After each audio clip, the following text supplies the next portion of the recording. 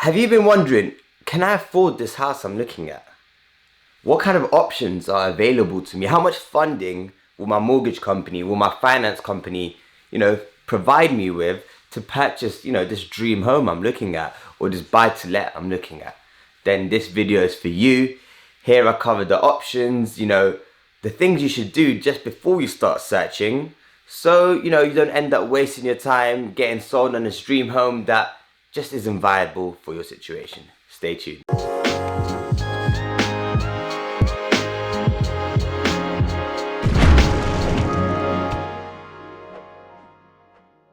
What's going on? Let's dive straight in. This video is part of my How to Buy a Property series, and it covers the step before you start your search for property, because I think it's important you don't waste your time.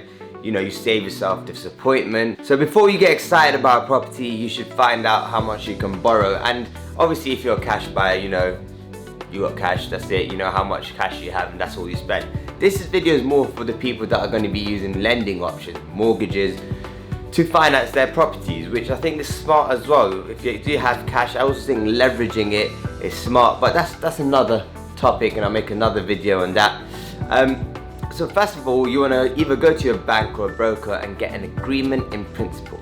And this is basically different or find out how much you can borrow, and it's different for if you're buying a property as a buy-to-let to, as an investment, if you're buying a commercial property, if you're doing a development, it all just varies on how much you can borrow. So I'm going to take the example of, buying a house for yourself, a residential. The first thing you want to do is go and speak to a bank or go and speak to a broker. I do advocate speaking to brokers, because brokers, they give you a whole of market scenario with various different lenders.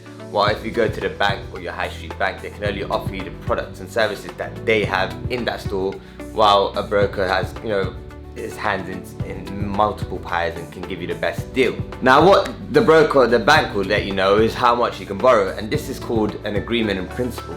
They take, on general, on average, just to give you guys an idea, before you do this if you want, they usually let you borrow 4 to 4.5 times your salary. So say if you're making 50k, then you can usually borrow in between 200 and 225,000 from the bank, and then plus your deposit. Say you got 25,000 as a deposit, it usually has to be 10%, for a residential, 25% deposit for a buy-to-let.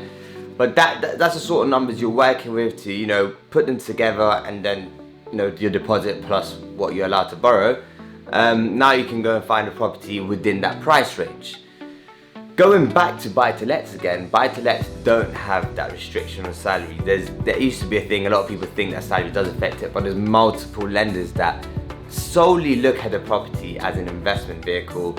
And even if you're not working or have no income and you got the 25% deposit on a buy-to-let scheme, they'll let you purchase the house on a buy-to-let and rent it out accordingly, because it's going to be an income generating asset. So I've kind of given you, the ballpark figures that you should be working with, but it's still a good idea to go to the broker, tell them exactly what you're looking to do. If you're looking to do renovations, if you're looking to change your buy-to-let into a HMO, tell the broker this, because they can cater the product to it, and then give you an agreement in principle.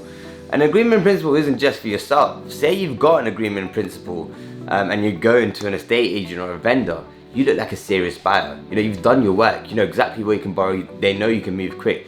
It's like the step down of having cash to purchase a property. So it's smart to have that. They know you're serious, you're looking to move, you're not just, time wasting, because there's a lot of people that just want to, dabble, have a look at a property here, but they're not really serious. When you have an agreement in principle, then, things can start moving a lot quicker.